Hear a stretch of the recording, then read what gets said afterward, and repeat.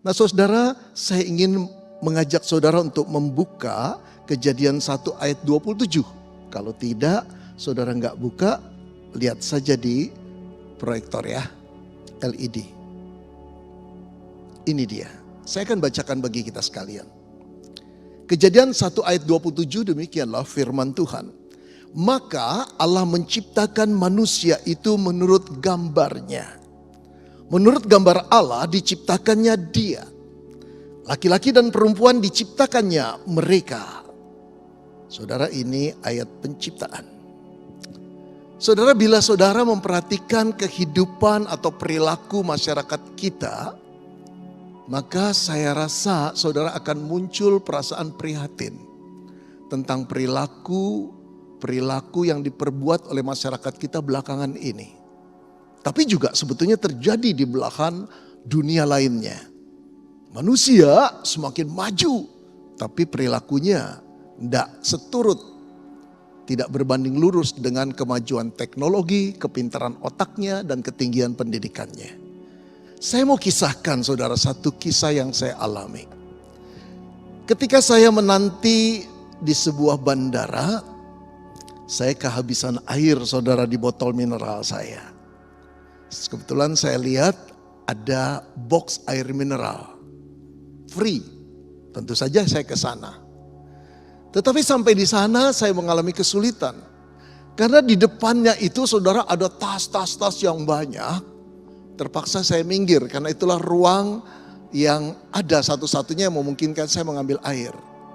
Saudara bisa bayangkan sulit sekali bukan? Saya jadi berpikir begini, ini tasnya siapa ya? Kenapa orang gak mikir kalau tas ditaruh di sini orang sulit ngambil? Lalu saya menengok, ini tas kumpulan orang calon penumpang. Kloteran pasti saudara-saudara banyak sekali bukan? Bajunya seragam. Saya tertarik lalu saya mengambil foto. Waktu saya foto seorang ibu matanya melotot kepada saya. Saya tahu dia tidak senang sama saya. Tapi dia tidak tahu saya juga tidak senang sama dia. Saudara-saudara, pantas dong kalau saya tulis EGP. Buat saya disulitkan, tapi buat orang itu emangnya gue pikirin. Itu urusan lo, gue mau taruh sini emang kenapa? Gak ada urusannya kan? Begitu kira-kira dialognya kalau diterjemahkan oleh pemerintah-pemerintah udara. Nah saudara yang dikasih Tuhan, itulah yang terjadi dalam masyarakat kita bukan? Emangnya gue pikirin. Lalu kalau saudara sering terbang, hal seperti ini sudah biasa. Saya mau memperlihatkan kepada saudara ya. Ini saya ambil sendiri juga. Oke, minta tolong diputarkan ya. Saya duduk di shuttle bus yang mengantar dari bandara ke pesawat. Tempat bangku ini paling belakang, kosong saudara. Kosong. Jalur ke sana juga kosong bukan? Tapi lihatlah turun sebentar ke bawah. Padat di bawah di tengah itu. Dan saudara tahu sebelum bis ini berangkat, ada banyak penumpang lain yang gak kebagian. Saya berpikir andai kata orang-orang yang di tengah itu mau naik sedikit, mau susah sedikit, duduklah di paling belakang. Barangkali kalau saya berkata, Pak naik aja ke belakang. Kamu gak tahu saya bawa koper? Gitu. Atau dia berkata, gua kan lebih dulu. Ngapain gue pikirin orang? Ini urusan gue. Sama-sama bayar kok. Jawabnya seperti itu saudara ya. Ini yang terjadi di masyarakat kita. Waktu saya ngomong gini saudara berpikir, gue juga gitu kok. Ini pendeta nyindir-nyindir terus. Enggak nyindir-nyindir terus. Saya sedang berkata terus terang sama saudara. Oke, lihat lagi ya. Nah, saudara kalau ini di lift. Lift kalau nunggu lama yang nunggu kan bertumpuk-tumpuk di depan. Begitu pintu dibuka, berebutan masuk. Kadang-kadang saya berpikir ya saudara dengan pikiran yang logik. Pakai akal sehat kenapa sih? Lu nyeruduk masuk ke dalam, gimana orang di dalam keluar? Dia itu bukan benda gas yang menyublim bisa keluar sendiri. Dia butuh ruang, dia butuh space. Kasih dulu keluar, baru kita masuk. Betul gak? Tapi heran. Ketika orang sudah di depan lift mau berebutan, gak peduli. Aduh Pak, ini gue banget, memang lo. Ini, aduh saudara, ini pembagian sembako yang terus berjejal-jejal. Sampai gak kasihan sama anak, saya gak tahu wanita dan anak-anak berapa yang tergencet. Tapi ada satu orang anak yang saya dapati di Google pakai alur LRT. Saudara, ini kebuasan yang biadab sekali. Mungkin memang supir Gojeknya salah. Tapi apakah layak seperti itu? Kayak punya hiburan, kayak punya buruan, kayak punya pelampiasan. Ayo matiin aja. Kalau ini pembela kebenaran. Tapi saudara bingung kan yang bela kebenaran yang mana? TNI-nya atau pendemonya saudara? Betul gak sih itu pendemo lagi bela kebenaran atau bela nasi bungkus? Kita juga gak tahu saudara. Saudara, luar biasa sekali. Kalau yang ini udah biasa ya. Ini saya ambilin pelan-pelan satu-satu. Lalu saya kasih, sekotor apapun kamu jangan lupa tersenyum. Karena tersenyum adalah ibadah. Heran ya suka gini-gini. Koruptor, maling, nyolong uang rakyat, uang negara, ketemu keluar begini-gini dari kantor KPK. Mentang-mentang pakai jas baru. Saudara-saudara yang dikasihi Tuhan, kok gak malu ya? Apa yang terjadi dengan masyarakat kita? Manusia di dunia ini. Ada lagi bahasanya.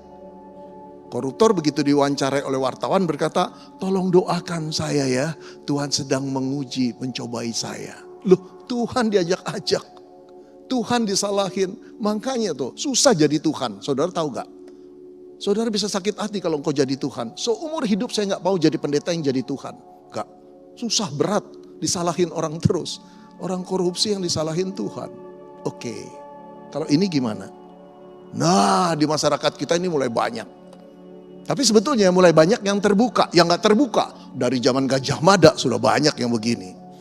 Saudara-saudara yang dikasihi Tuhan, ini tidak banyak terbuka di masyarakat gereja. Tapi sebetulnya banyak terjadi. Aduh saudara, menyedihkan sekali bukan? Ketika Tuhan mempertemukan kita dengan orang yang kita cintai. Dan kita datang, Tuhan kami ingin menikah, tolong berkati. Tuhan gak menyerahkan dia untuk menjadi sasak tinju kita. Enggak. Tamparan kita. Enggak. Untuk dipelihara, disayangi, dicintai. Mertua kita juga gak ngasih anaknya untuk digebukin oleh kita. Mentang-mentang saudara karateka ban 4. Ban 5 pun gak boleh. Ban 1 pun gak boleh. Aduh saudara, ini banyak pula.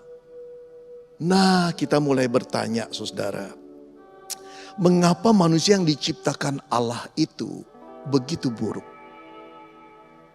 Logikanya kan gini, kalau manusia diciptakan Allah begitu buruk, penciptanya juga buruk dong. Betul dong. Bagaimana mungkin pencipta yang baik dan sempurna bisa menghasilkan ciptaan yang begitu buruk? Kalau penciptanya adalah seorang insinyur yang jenius, yang pandai, yang sempurna, maksud ciptain mesin yang nggak sempurna, menciptakan mesin yang produknya jelek sekali, tidak mungkin itu. Nah saudara, kalau Allah itu adalah Allah yang baik, penuh kasih dan sempurna, mengapa perilaku manusia seburuk ini? Itu jadi pertanyaan besar bukan? Tapi saya ingin mengatakan saudara, bukan cuma masyarakat kita di sekeliling kita. Tapi mari kita teropong dengan tajam kehidupan kita pribadi. Kehidupan yang namanya orang Kristen. Betul gak sih kita berbeda dengan orang dunia? Betul gak sih kita punya tingkah laku beres? Kita punya norma-norma, values yang betul-betul dijaga ketat kemurniannya, kekudusannya, kebaikannya. Atau sebetulnya sama dengan anak-anak dunia. Bedanya cuma kita hari Minggu datang ke gereja. Pak, kalau Bapak ngomong begitu, besok saya nggak mau datang ke gereja Pak. Begitu ya. Orang lagi dikasih tahu dengan firman Tuhan malah saudara ngancem balik seorang pendeta. Nah itu menandakan pikiran kita atau pikiran kita orang Kristen tidak beda dengan dunia, bukan? Saudara-saudara yang dikasih Tuhan, kenapa sih kita orang Kristen sama arogannya dengan orang dunia?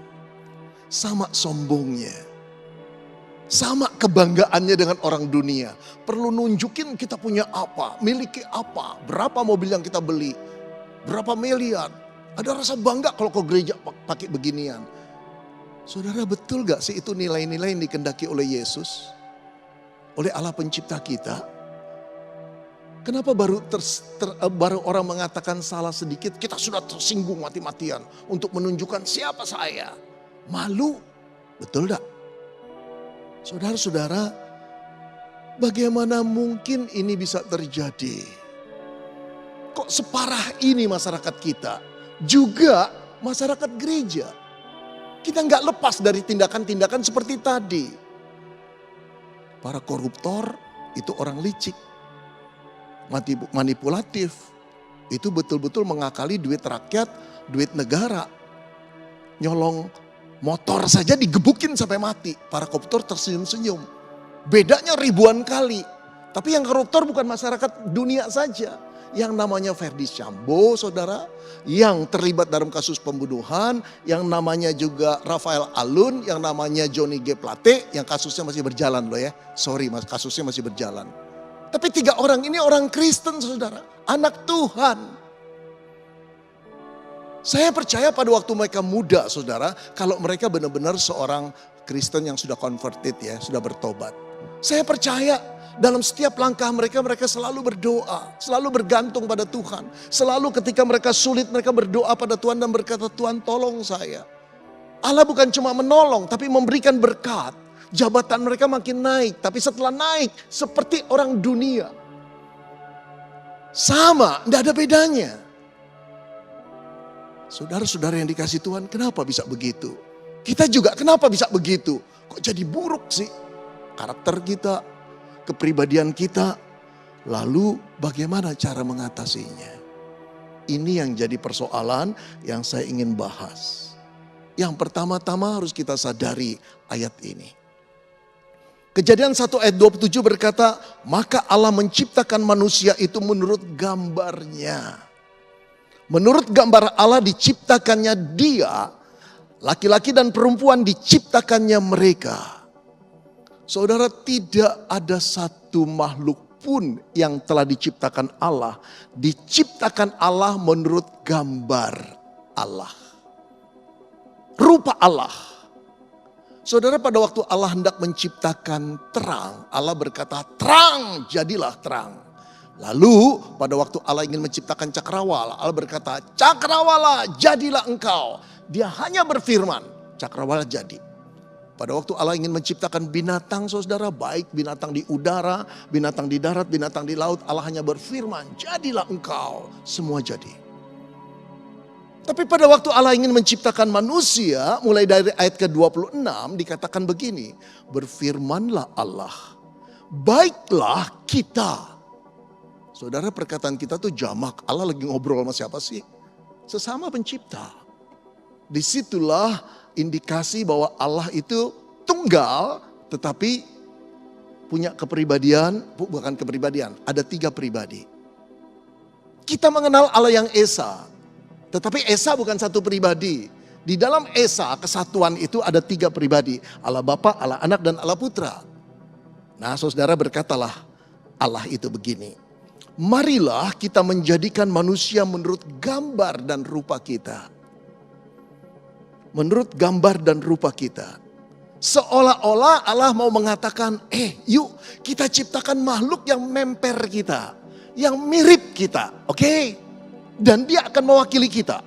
Mewakili apa? Dalam otoritas. Karena setelah itu Allah berkata, biar mereka bisa menguasai bumi. Dalam otoritas mereka mewakili kita. Dalam kemuliaan mereka mewakili kita juga. Siapa yang melihat manusia, dia akan melihat kemuliaan kita. Nah, saudara, artinya apa? Artinya waktu mendesain manusia benar-benar spesifik dan khusus. Tidak seperti binatang, tidak seperti tumbuh-tumbuhan. Mereka diciptakan tidak sefotokopinya Allah. Tapi manusia bersifat mirip dengan Allah. Lalu mirip apanya? Paling tidak saudara, yang pertama, manusia bersifat kekal. Bukan tubuhnya, rohnya. Karena Allah juga kekal rohnya. Nah saudara, ada perbedaan, ada kesamaan. Kesamaannya, kita adalah makhluk yang bersifat kekal. Tidak akan pernah hilang lagi. Kita akan ada setelah kematian tubuh selesai, kita masuk dalam kekekalan. Tetap hidup selama-lamanya. Allah juga seperti itu. Tapi bedanya, Allah tidak pernah diciptakan. Allah adalah Alfa dan Omega. Dia sudah ada dan dia akan ada selama-lamanya. Tapi manusia perlu diciptakan Tuhan. Disitulah start hidupnya. Tetapi setelah hidup, secara fisik dan juga secara roh, fisik akan mengalami kematian, tapi roh tidak akan pernah mengalami kematian. Jadi di sini miripnya Allah. Mirip bukan berarti identik. 100% sempurna, sama. Enggak. Mirip seperti fotokopi. Iya, ini mirip ya dengan aslinya, tapi bukan aslinya. Yang kedua, saudara, kemiripan itu bersifat ada di dalam bersifat pribadi manusia itu. Apanya saudara? Yang pertama, manusia seperti Allah mempunyai kemampuan bernalar, berpikir. Allah adalah pemikir yang cerdas. Sayang sekali ya, saya nyimpang sedikit nih. Sayang sekali saudara. Ada banyak pengkhotbah yang suka mengatakan kalimat-kalimat seperti ini. Allah tidak pernah berhutang. Persembahkanlah di hadapan Tuhan, maka dia akan bayar 60 kali lipat, 100 kali lipat. Artinya apa sih maksudnya kalimat itu? Supaya jemaat nyumbang gereja besar-besar, betul? Allah nggak pernah berhutang, nanti dibayar terus-menerus. Saudara-saudara, Allah di surga itu bukan Allah yang bodoh. Allah kaget-kaget, gue gak minta utang, dikasih utang, keterlaluan nih. Malaikatnya tanya, kenapa Tuhan? Ini loh, orang ini sumbangannya gede lagi, berapa Tuhan? 2 miliar. Waduh, gue jadi ngutang deh. Ya Tuhan udah bayar deh, ya kasih 200 miliar. Itu Allah bodoh saudara. Dan kita dibodoh-bodohi dengan khotbah seperti itu. Kalau engkau ingin memberi, berilah dengan sukarela. Allah gak perlu duit kita kok, dia pencipta, dia gak perlu uang, dia gak perlu beli sesuatu kok, betul gak? Tapi ketika kita diberikan Tuhan kesempatan untuk persembahan, itu satu kesempatan yang mahal harganya, kita diajak berekan dengan Tuhan. Tapi harus diberikan dengan sukarela, bukan Allah dianggap dewa gunung kawi. Semakin banyak persembahan, semakin banyak dikasih.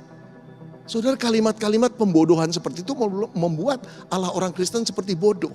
Allah itu Allah yang cerdas. Bahkan sebelum kita melakukan, dia sudah terka pikiran kita. Jadi tuluslah di hadapan Tuhan. Mau memberi, nggak memberi jangan. Nah saudara, Allah adalah Allah yang bernalar. Logika Tuhan itu maha tinggi, maha bijak, nggak perlu penasehat. Manusia diciptakan Tuhan seperti Allah dengan kemampuan berpikir, kemampuan bernalar yang baik. Sebagian orang cerdas sekali, sebagian jenius. Sama seperti Allah, kemampuan untuk inovasi, kemampuan berkreasi, kemampuan saudara-saudara karena bernalar bisa membedakan jahat dan baik. Ini salah, ini benar, itu kemampuan kita. Yang kedua, kita diciptakan menurut gambar dan rupa Allah, apanya yang mirip? Kemampuan bisa merasakan saudara. Oh, perasaan itu indah. Yang tahu perasaan itu indah para istri yang suaminya perasaannya tidak jalan. Gak ada romantisnya pak. Aduh, kalau tahu begitu gue gak milih dia pak. Ya saudara, kebanyakan pria memang tidak jalan perasaannya. Tapi bukan berarti gak punya perasaan kok. Cuma ngungkapkannya susah. Begitu ya. Nah perasaan itu indah. Keindahan inilah yang membuat seseorang ketika mendengar lagu bisa menangis. Menonton film bisa meneteskan air mata. Mendengar sebuah cerita bisa bangkit keheroannya saudara. Saya mau seperti itu. Perasaan yang bermain. Perasaan itu indah. Perasaan inilah yang membuat seorang bisa lembut. Perasaan inilah yang mengundang seseorang ketika melihat orang yang menderita itu menolong. Perasaan itu indah. Saudara-saudara, hanya manusia yang bisa mengalang lagu Amazing Grace. Hanya manusia yang bisa melukis Mona Lisa. Binatang gak bisa, tumbuh-tumbuhan gak bisa. Kemampuan itu hanya diberikan oleh Tuhan. Perasaan seni itu luar biasa indahnya. Saudara-saudara yang dikasih Tuhan, perasaan itulah yang membuat kita datang pada Tuhan dan menyembah Tuhan. Terkadang dengan kekaguman sampai meneteskan air mata. Perasaan itulah yang membuat kita tidak layak di hadapan Tuhan. Nah, yang ketiga, saudara, terakhir, Tuhan di samping memberikan akal budi, rasio, perasaan, Tuhan memberikan juga yang disebut ini yang mahal harganya. Kita adalah pribadi yang diberikan Tuhan kemampuan untuk mengambil keputusan. Tanpa pengambilan keputusan kita seperti robot. Kita seperti aplikasi yang sudah disetting oleh programmernya. Gak bisa lari kemana-mana. Tetapi Tuhan dengan jiwa yang besar, dia menciptakan sebuah makhluk.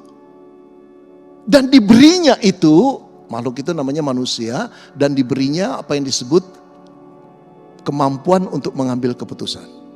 Jangan lupa loh, ketika manusia diberi kemerdekaan untuk mengambil keputusan, keputusan itu bisa dipakai untuk melawan dia.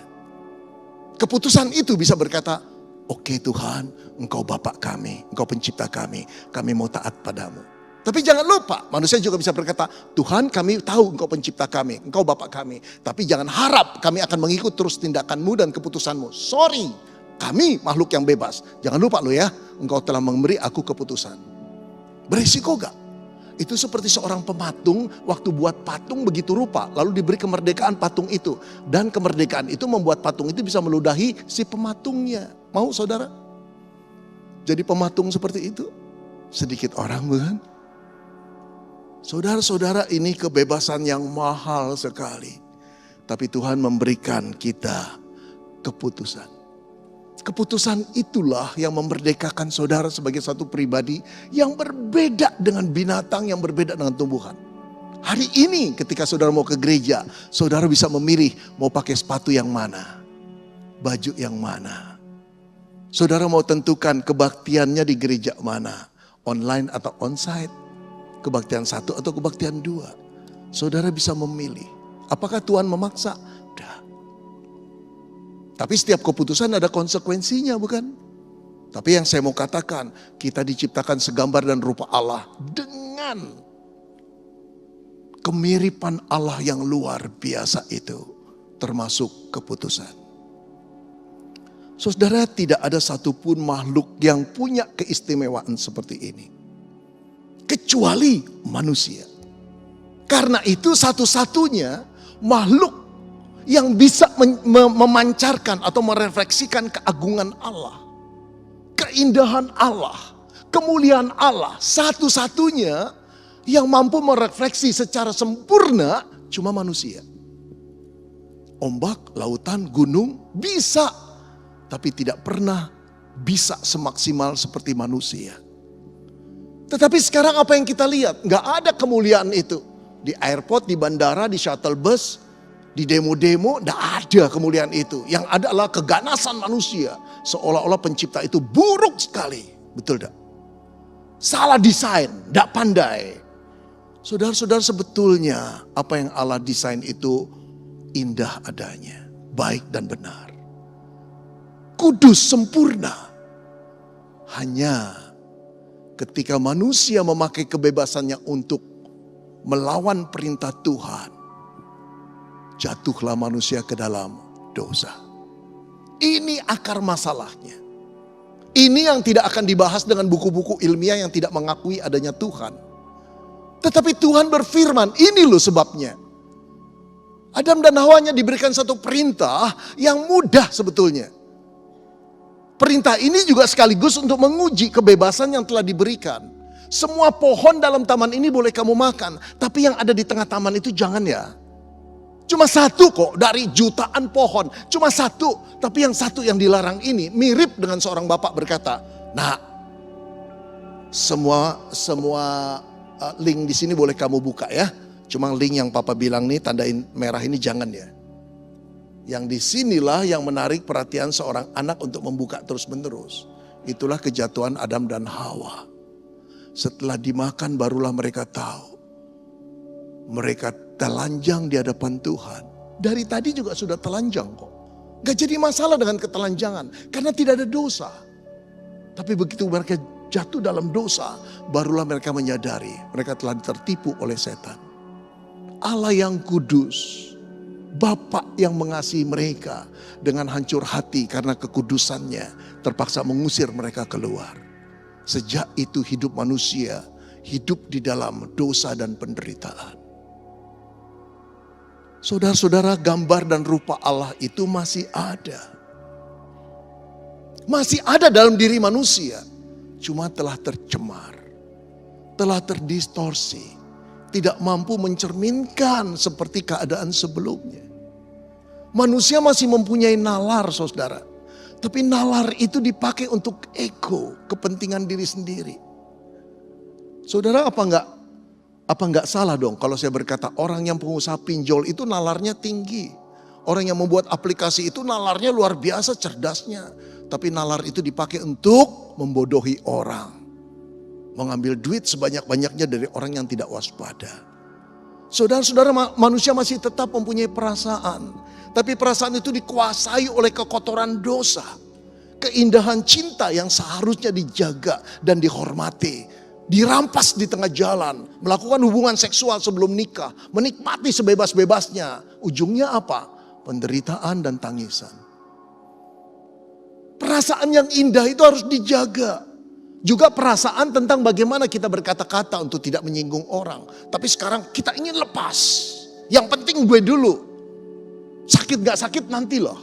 Lalu kita berkata, maaf ya tadi saya ngomongnya terlalu kasar ya. Lalu kalau teman kita nangis dan berkata, iya sih, ya anggap aja bercanda. Buat kita bercanda, buat dia gak bercanda, betul gak? Kita kehilangan perasaan sebagai gambar dan rupa Allah yang Allah telah ciptakan dalam diri kita. Saudara-saudara, masih gambar dan rupa Allah manusia, engkau dan saya masih bisa mengambil keputusan. Tapi keputusan itu cenderung untuk mengabaikan Allah. Mengeluarkan Allah dari hidup kita. Menganggap sepi dia dan tidak mentaati perintahnya. Yang kita ingin kebebasan. Saudara-saudara, kenapa begitu? Karena gambar Allah itu telah rusak. Sedih kalau baca ini, saudara. Paulus menyimpulkan gambar dan rupa Allah yang rusak dengan perkataan ini. Seperti ada tertulis. Tidak ada yang benar, seorang pun tidak. Tidak ada seorang pun yang berakal budi. Tidak ada seorang pun yang mencari Allah. Semua orang telah menyeleweng. Mereka semua tidak berguna. Tidak ada yang berbuat baik, seorang pun tidak. Kerongkongan mereka seperti kubur yang ternganga. Lidah mereka merayu-rayu. Bibir mereka mengandung bisa. Mulut mereka penuh dengan sumpah serapa. Kaki mereka cepat untuk menumpahkan darah. Keruntuhan dan kebinasaan mereka ditinggalkan di jalan mereka. Dan jalan damai tidak mereka kenal. Rasa takut kepada Allah tidak ada pada orang itu. Itulah manusia. Itulah gambar dan rupa Allah yang telah jatuh dalam dosa. Dampaknya apa, saudara? Yang pertama-tama manusia tidak lagi menjadi gambar dan rupa Allah seperti semula sebelumnya. Kalau dulu gambar itu jernih sekali, tak ternoda sebelum Adam dan Hawa melakukan dosa. Gambar itu mampu mencerminkan keindahan dan keagungan kemuliaan Tuhan. Tapi setelah jatuh dalam dosa, gambar itu mulai terkoyak-koyak. Masih ada sebagian. Bukan rusak sama sekali hilang, hancur berantakan. Masih ada. Ketika saudara melihat orang-orang besar, masih kelihatan keagungan manusia. Di Mahatma Gandhi, saya boleh berkata di Pak Jokowi, kadang-kadang mengagumkan, saudara. Kok bisa begitu ya? Itu gambar Allah sebetulnya, yang indah. Masih ada itu. Pada diri saudara juga masih ada. Ketika saudara berbelas kasihan, ketika saudara menolong orang yang kesusahan, ketika saudara membela teman yang disudutkan karena fitnah, masih ada gambar itu. Tapi seringkali gambar itu tidak mencerminkan seperti yang sebelumnya yang ori. Dampak yang kedua saudara, manusia tidak lagi menyadari sepenuhnya kemiripannya dengan Allah. Ini yang sering hilang. Saudara sering dengar istilah coram deo. Satu istilah yang bagus. Artinya Allah ada. Melihat kita. Di sekitar kita. Bersama dengan kita. Kesadaran itulah yang membuat kita takut akan Tuhan. Menghormati Tuhan dan mengasihi Tuhan. Kesadaran itulah yang membuat kita enggan berbuat dosa. Bahkan berpikir yang tidak-tidak. Nah saudara, saya ingin mengatakan kesadaran yang sama. Kalau saudara dan saya terus menerus hidup dengan kesadaran bahwa engkau adalah gambar Allah. Yang sebetulnya harus merefleksikan keagungan dan kasih Allah dan kemuliaannya. Maka tindakan engkau dan saya akan terjaga dengan baik. Tapi celakanya setelah Adam dan Hawa jatuh dalam dosa. Kesadaran bahwa kita adalah gambar Allah yang mirip Allah itu telah terdistorsi. Kebanyakan kita tidak mencerminkan kemuliaan Allah. Tapi kesombongan diri. Kehebatan diri. Ujung-ujungnya diri. Bukan Allah. Padahal manusia diciptakan Allah untuk apa? Kemuliaan beliau. Kemuliaan beliau. Saudara saya paling risih ya. Kalau kenalan sama orang baru ngomong 5 menit, 10 menit cerita orang hebat. Pak Beni tahu gak bupati itu? Saya kenal, wali kota itu kenal. Pak Beni tahu gak orang terkaya di kota ini? Itu teman baik saya dari SD. Capek deh gue. Kenapa sih kamu mau menunjukkan kehebatanmu di depan saya perlu cerita-cerita soal itu? Saya lebih kagum dengan orang yang apa saudara? Orang yang apa adanya. Orang yang simple. Orang yang sederhana. Padahal pinternya luar biasa. Saya baru ketemu dengan istri saya kemarin. Di sebuah kota di Jawa Timur. Saya datang ke sana sama istri saya ngobrol. Belakangan saya baru tahu diceritakan oleh temannya lagi. Bapak itu waktu saya datang pakai celana pendek saja dengan istrinya. Ngomong-ngomong, Cik di mana? Kok gimana? Dokter. Pensiunan dokter, terpaksa pensiun setelah 23 tahun melayani karena harus merawat papanya. Yang ini lulusan Parahyangan, pengusaha. Nampaknya sederhana kalau datang ke tempat usahanya saudara cuma naik itu. Naik sepeda. Cuma 700 meter Pak Beni. Sekalian sport, bagus juga. Tapi yang mengejutkan temannya bilang, Pak Beni tahu ada 46 anak asuh yang dibiayai oleh dia. Dia akan marah dengan pekerjanya kalau anak-anak mereka tidak bisa sekolah. 46. Karyawan-karyawannya sampai berkata, kami mempunyai bapak. Bukan cuma kami, anak-anak kami punya bapak. Dia orang Kristen yang perhatian. Saudara lihat, ada gambar Allah yang bisa merefleksikan kemuliaan Allah. Itulah sifat Bapa yang tidak membedakan kasih pada setiap orang. Yang hatinya penuh dengan kasih dan kepedulian. Masih ada. Tapi seringkali kita lupa engkau dan saya gambar Allah.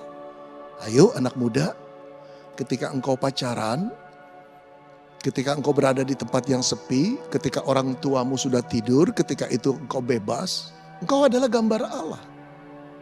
Oke, ingat itu. Ketika engkau punya kesempatan untuk melakukan manipulasi atau korupsi, ingat engkau gambar Allah. Saya pernah bekerja 8 tahun saudara. Bagian saya accounting dan finance. Saudara satu kali saya memeriksa, waktu saya muda ya, memeriksa, kelebihan bayar nih bagian finance. 5 juta, hampir 40 tahun yang lampau saudara, itu duit gede. Saya mau merit, gaji saya 200.000.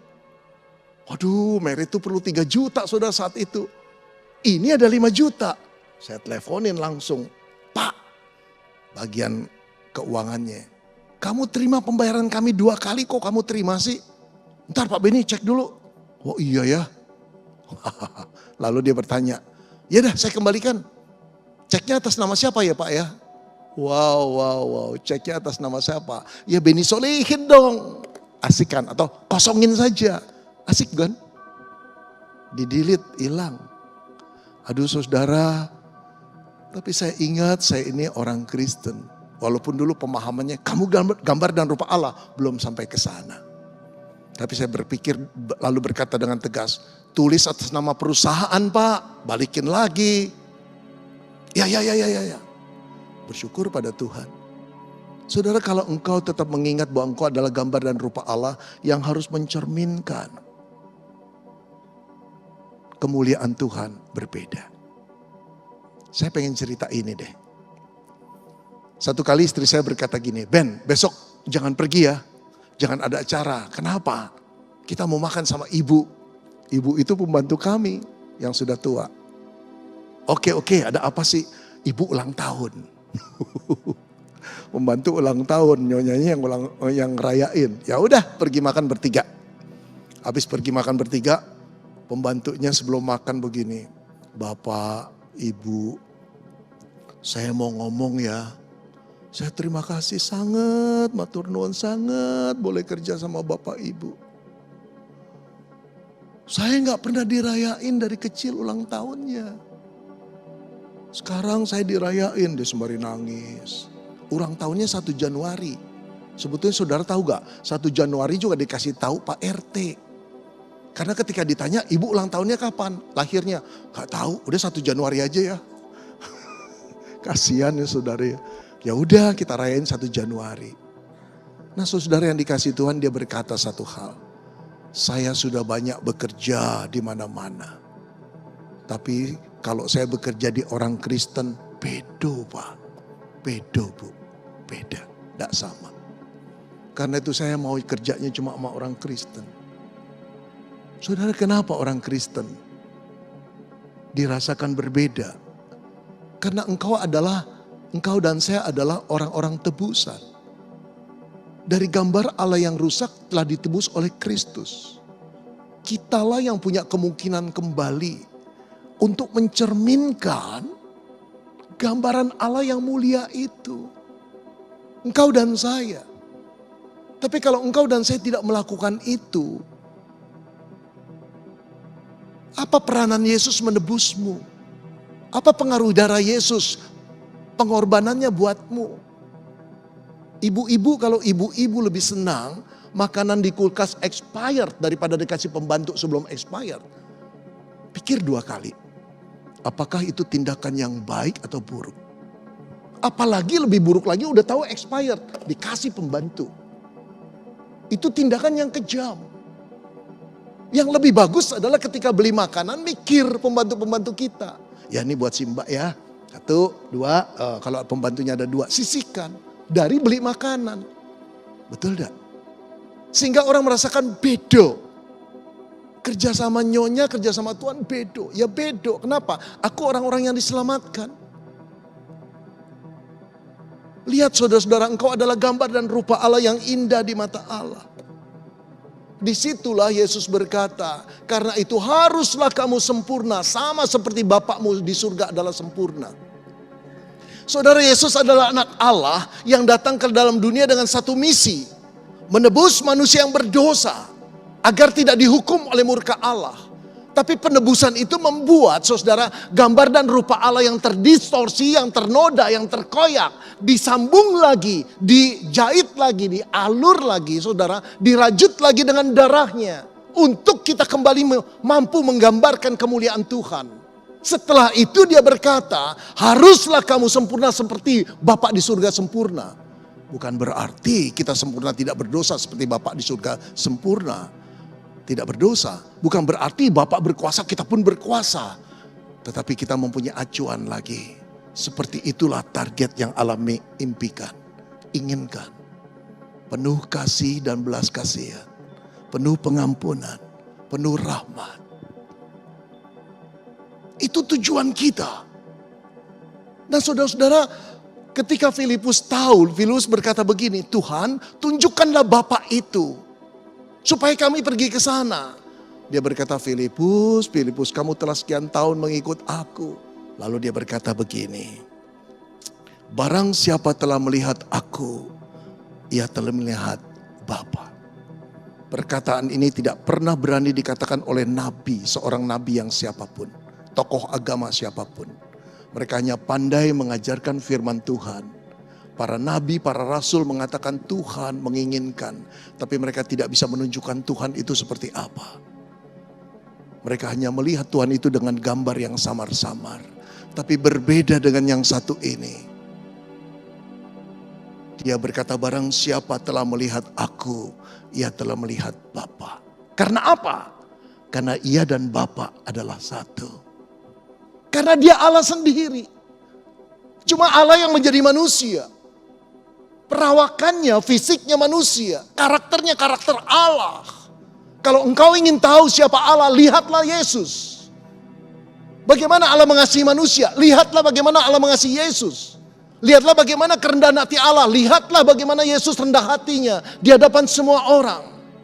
Bagaimana Allah mengampuni orang, lihatlah Yesus bagaimana dia mengampuni orang yang telah menyiksa dia, melukai hati dia. Dia adalah gambar Allah yang sempurna. Dan kita yang telah menerima Yesus, saudara, diminta untuk mengacu kepada Bapa. Gimana kita tahu Bapa? Lihatlah Yesus. Saudara, tidak akan ada satu perubahan yang terjadi dalam karaktermu, dalam pribadimu, sebelum engkau gambar Allah yang telah rusak datang dan bertobat, memohon pengampunannya pada Yesus. Ini titik baliknya. Saya orang rusak, saya orang bejat, saya putus sekolah di SMP, di SMA kelas 1. Di SMAK 3 sekolah saya. Di 1 bulan pertama saya berhenti sekolah. Karena dikeluarkan. Terima rapot, 2 birunya. Kepala sekolah berkata, keluar Benny, gak bakal naik. Pendeta berkata, wah, Bapak minta keluar saja Ben, gak bakal naik. Oke. Saya marah dengan sekolah Kristen. Saya keluar. Hidup rusak. Tapi Tuhan datang padaku. Tuhan memeluk aku. Tuhan yang aku tidak kenal berkata, aku mengasihimu Benny. Aku telah mati untukmu. Saya menjerit dan berkata dalam hati, aku sampah Tuhan. Tapi darahku bisa menyucikan sampah seperti apapun. Saya tidak pernah tahu kemudian saya akan sekolah lagi. Saya akan tamat S1. Saya akan bekerja 8 tahun. Saya akan menjadi hamba Tuhan. Saya tidak pernah berpikir seperti itu. Ketika saya berkata hidupku sudah habis, Allah masih merajut rancangannya dalam hidupku. Saudara, titik ini harus kau alami. Kau tidak akan mengalami perubahan. 5-10 tahun lagi engkau tetap menjadi orang Kristen yang sama. Sebelum kau ngambil keputusan saat ini. Tuhan ampuni aku. Aku bertobat dari dosaku. Tuhan sucikan aku dengan darah-Mu. Tuhan, aku tahu engkau mati untuk menebus dosaku. Jadilah juru selamatku. Dan ciptakan aku baru. Pada waktu saudara diciptakan baru, gambar dan rupa Allah itu direnovasi oleh Tuhan. Disitulah kemuliaan Kristus akan terpancar dari hidup. Teman-teman kecil saya barangkali berkata, heran kamu bisa seperti ini Ben. Aku jajah heran. Siapa yang ngerubah Ben? Tanya Tuhan Yesus. Saudara-saudara, Allah menginginkan engkau dan saya menjadi gambar dan rupa Allah yang mencerminkan sifat-sifat Allah, kemuliaan Tuhan. Bagi engkau yang belum menerima Yesus, ini saatnya. Bagi engkau yang telah diperbaharui, jangan remehkan, jangan anggap sepi penebusan itu. Engkau diberikan potensi untuk mencerminkan karakter Kristus itu. Serupa dengan Dia, kejar itu.